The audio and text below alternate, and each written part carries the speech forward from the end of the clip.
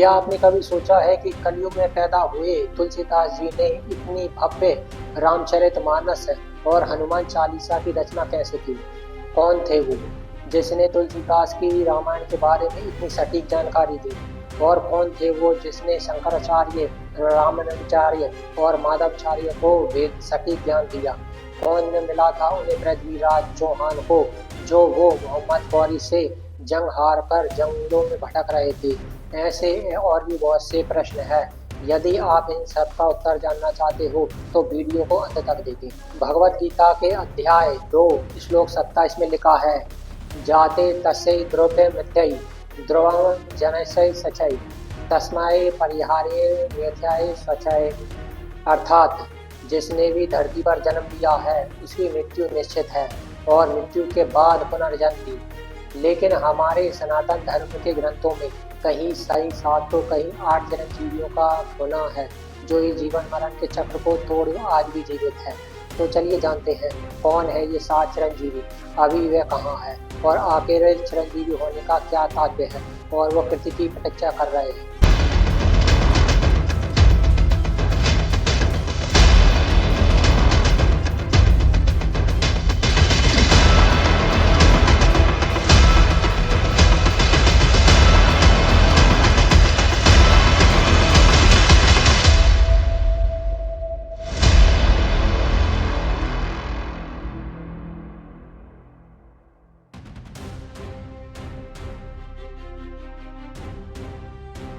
List में सबसे पहला नाम आता है शिव के एक अवतार का, जो है अष्ट सिद्धि और 9 निधियों के स्वामी महाबली हनुमान।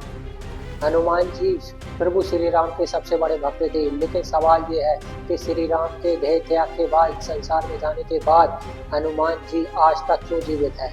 आखिर वो किसकी प्रतीक्षा कर रहे हैं? हनुमान जी चिरंजीवी क्यों है? इसका उत्तर रामायण में मिलता है। कहा जाता है कि जब हनुमान श्री राम के संदेश लेकर लंका सीता माता के पास पहुंचे तो महीनों से दुख और कष्ट झेल रही सीता माता को पहली बार संतुष्टि की अनुभूति हुई और उसी प्रशंसा में उन्होंने हनुमान जी को आशीर्वाद दिया कि वो ब्रह्मांड की अंत तक जीवित रहेंगे और राम नाम का प्रचार करते रहेंगे।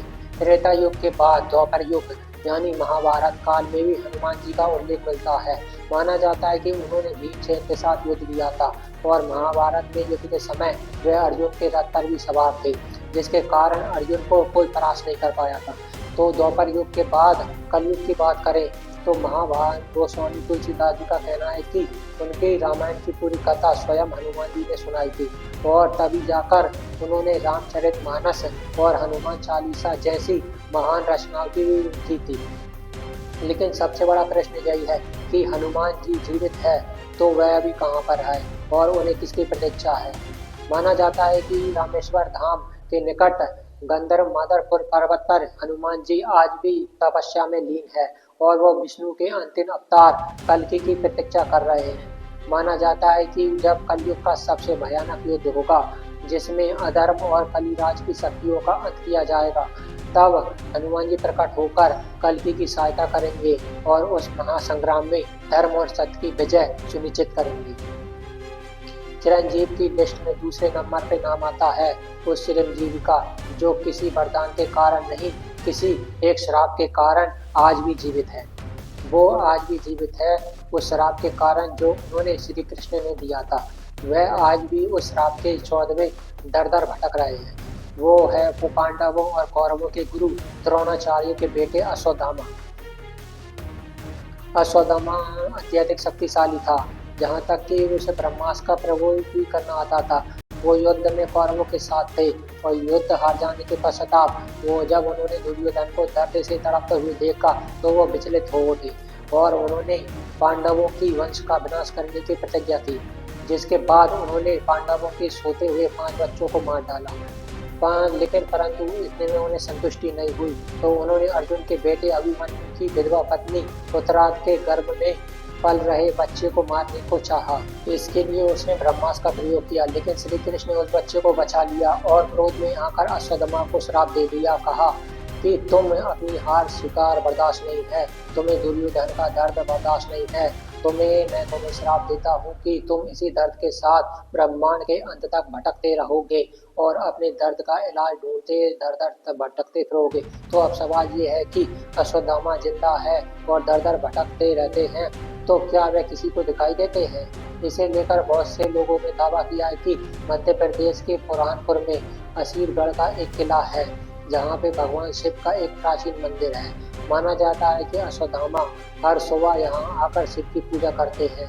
पुजारी के आने से पहले यहाँ हर सुबह फूल चढ़ा मिलता है और इसी मंदिर के आसपास एक अजीब से 12 से 14 फीट लंबे इंसान को कई बार देखा गया है, जो लोगों से हल्दी और तेल मांगता है। इसके साथ ही एमबी के आयुर्वेदिक डॉक्टर और गुजरात के एक रेलवे इंजीनियर ने भी कुछ ऐसा ही दावा किया है। और साथ में भारत के महान योद्धा पृथ्वीराज चौहान के जीवन पे लिखी गई किताब पृथ्वीराज रासों में भी अश्वत्थामा का जिक्र मिलता है, क्योंकि जब पृथ्वीराज चौहान और मोहम्मद गौरी से जंग हारकर जंगलों में भटक रहे थे, तब अश्वत्थामा मिले। पृथ्वीराज चौहान एक आयुर्वेदिक आचार्य थे, इसीलिए उन्होंने अश्वत्थामा का इलाज करने की कोशिश की, पर उसका घाव भरा नहीं। इसके बाद अश्वत्थामा अपना परिचय देकर वहां से चली गए। माना जाता है कि अश्वत्थामा को वह विष्णु के अंतिम अवतार कल्कि की प्रतीक्षा है। अब लिस्ट में आगे बढ़ते हैं। आप सभी को ये भी पता होगा कि श्री राम त्रेता युग में अश्वती के आखिरी अवतार थे, उन्होंने देह त्याग किया था। लेकिन क्या आप जानते हैं कि त्रेता युग में विष्णु के एक और अवतार का जन्म हुआ था, जो आज तक जीवित हैं और सतयुग में किसी की प्रतीक्षा में बैठे हैं?